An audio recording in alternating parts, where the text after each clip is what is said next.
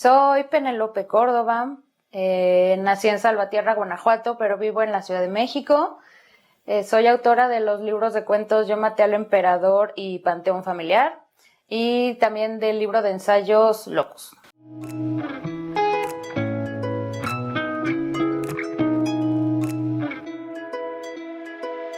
Desde que empecé a escribir yo sabía que yo era narradora, no lo sabía exactamente con esas palabras, pero yo lo único que quería era contar historias.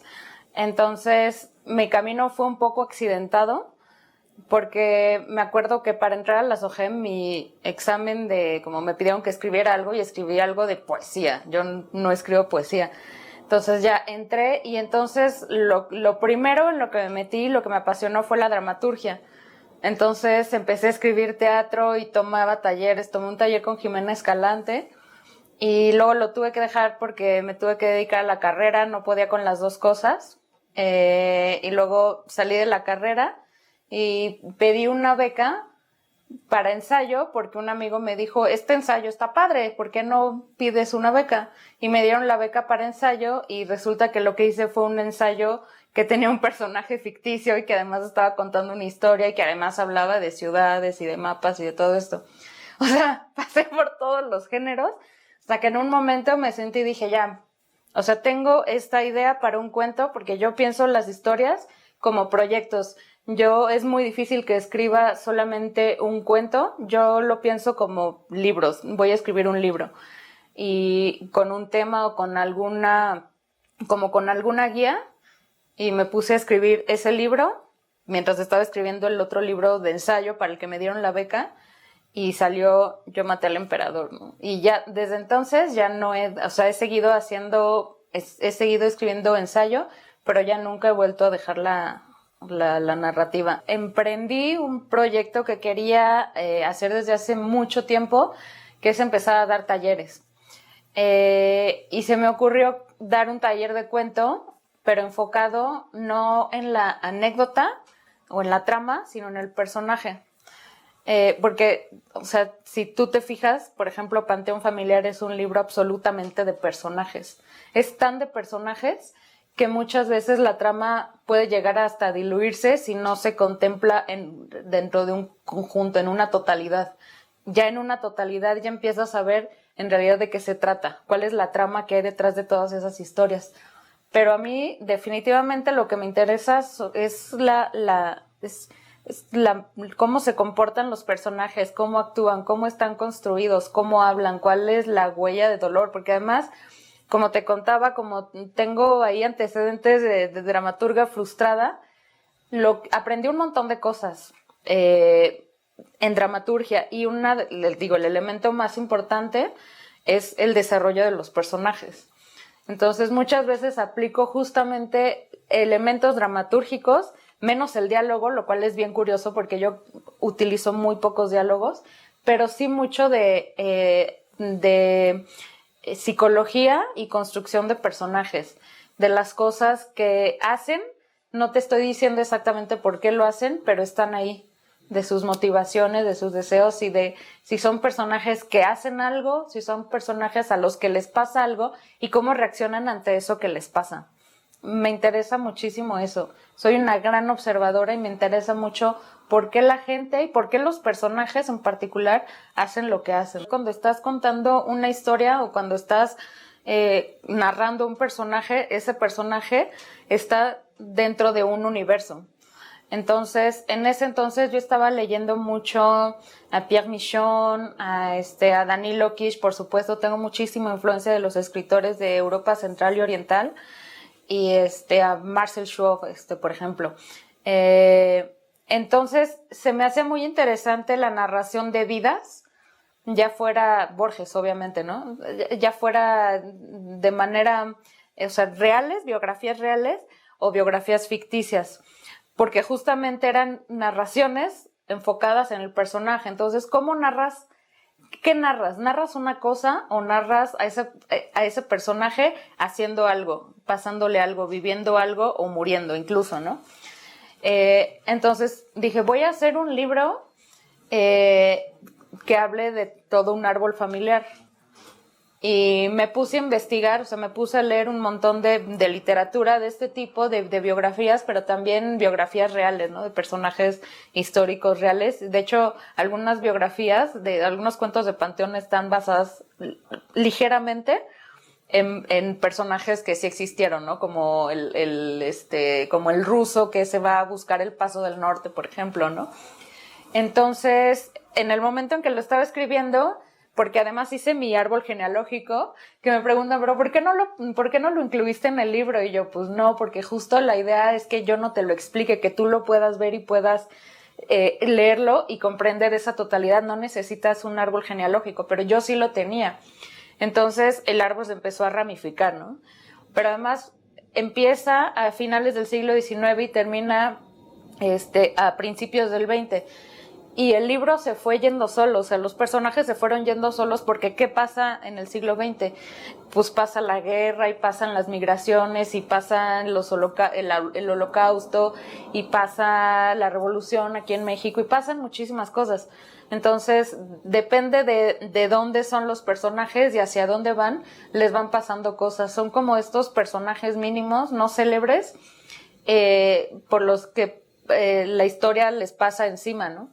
En la Enciclopedia de los Muertos de Danilo Kish, la idea central de ese cuento es la narradora está hablando de una enciclopedia donde está toda esa gente que no está en las otras enciclopedias. La condición para estar en la Enciclopedia de los Muertos de Danilo Kish es que no esté en ninguna otra enciclopedia, es decir, no puede ser gente famosa, no pueden ser futbolistas, cantantes, no puede ser ninguna persona que figure en otro lado, tiene que ser gente anónima, tienen que ser personas anónimas.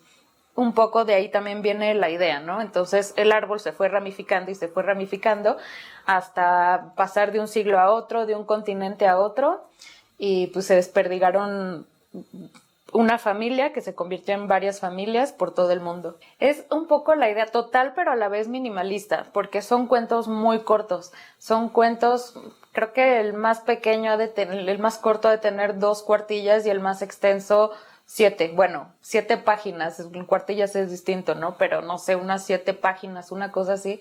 Es muy corto.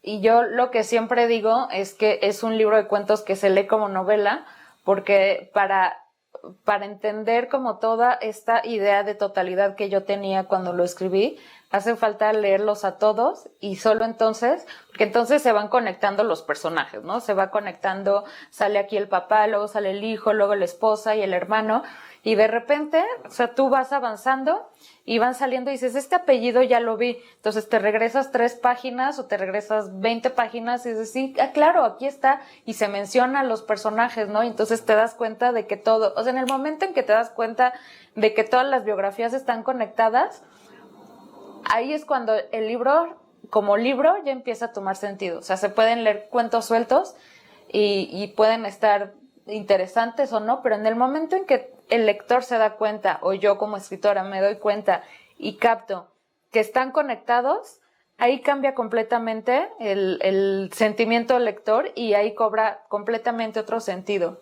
Yo maté al emperador, como es mi primer libro, es un poco un libro de experimentación. Creo que ese es el único libro, y por eso es el primero, que no está hecho con esta idea de totalidad. O sea, que sí fui escribiendo como cuento por cuento, pero aparte es muy, muy chistoso porque yo estudié literatura francesa y cuando vimos el Oulipo, y a Georges Perec y a Raymond Queneau, yo estaba fascinada por esta experimentación literaria, ¿no? Me acuerdo que mi maestra de literatura me decía, bueno, o sea, sí está padre, pero está padre, solo está padre, ¿no? Y a mí me parecían tipos sumamente inteligentes, ¿no? Georges Perec y Raymond Queneau. Entonces lo que dije, supongo que un poco influida por esto, fue, voy a hacer un libro que tenga un título o sea, cuya historia o cuya anécdota no trate absolutamente de nada de lo que el título dice. Entonces, claro, yo maté al emperador y creo que es un título que me dio una muy buena amiga desde entonces. También estaba muy nutrida por lo que estaban escribiendo mis compañeros alrededor. Y dije, claro, voy a escribir un libro, un cuento que se llame Yo maté al emperador, donde nadie mate a nadie y no haya un emperador. No, y sí, creo que sí alguien muere por ahí, pero no tiene nada que ver con un emperador, tiene que ver con un personaje que va siguiendo a otro personaje, ¿no? Y que deja un mensaje en un lugar como una clave secreta, ¿no? Puede ser casi un cuento de espías, pero en realidad nunca se aclara, es algo muy ambiguo. Creo que como libro de experimentación y más que de experimentación, de exploración, a mí me sirvió mucho y por eso es muy valioso para mí. Hablemos de narradores, o sea, es que ahorita estoy descubriendo mucho de lo que se está haciendo ahorita, pero los de cajón, y me gusta mucho retomarlo cuando doy estos talleres, porque me dicen, bueno, y entonces, ¿qué podemos leer, no? Por ejemplo, para lo de personajes, ¿no? ¿Cómo perfilas un personaje? ¿Cómo lo presentas sin que quede atrapado en una cosa que yo digo que es la gelatina de lo estático, ¿no? Es un personaje que solo lo presentas, pero no está en movimiento, solo está ahí parado y no hace nada. Solo porque lo describes físicamente y no, o sea, no estás dándole realmente carne, ¿no? Y yo lo que siempre, al libro que los mando mucho es a Cartucho de Nelly Campobello, que creo que obviamente a Borges, ¿no? Borges tiene un montón de cuentos y yo creo que nunca va a ser sobrevalorado Borges ni Rulfo, o sea, por más que se hable de Borges y de Rulfo y de Cortázar como cuentista, yo siempre regreso a él. Y García Márquez también magnífico, o sea, es como pasas el deslumbramiento de la adolescencia y luego te metes a la carrera de letras y piensas que estás más allá de los grandes maestros porque ya lees otras cosas más de Europa del Este o lo que sea. Y cuando terminas la carrera y ya tienes libros publicados, dices, no, pero es que estos güeyes qué buenos eran. Y uno sigue volviendo a los clásicos que por algo son clásicos, ¿no? Y los mando también a lo de Cartucho, porque lo que hizo Nelly Campobello fue un prodigio.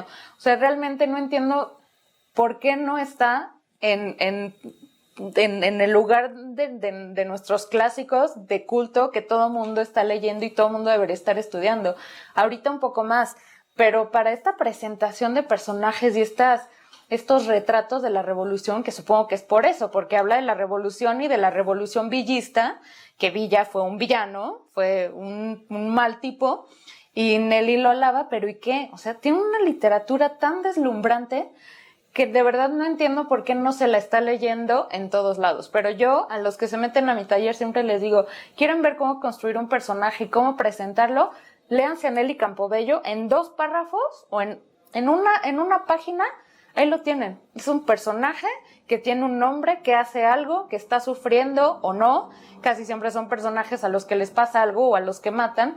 Y es una niña que está contando esto con toda la inocencia y a la vez la crueldad de una niña. O sea, ¿qué más quieren ahí? Tienen narrador, tienen anécdota, tienen personaje, tienen acción, tienen inicio, desarrollo, fin. Son maravillosas. O sea, Cartucho es un libro excepcional. Y bueno, esos son como mis clásicos. Y bueno, Danilo Kish, naturalmente. Ahorita Elvira Liceaga, de las escritoras actuales, es alguien que vale muchísimo la pena leer y creo que también todos deberíamos estar hablando un poco de ella. Samantha Schweblin me gusta mucho por este poder de narrar lo perturbador. Tiene este elemento inquietante de cosas o de personajes dislocados, rarísimo. Cuentos de lo extraño, eso es lo que me gusta.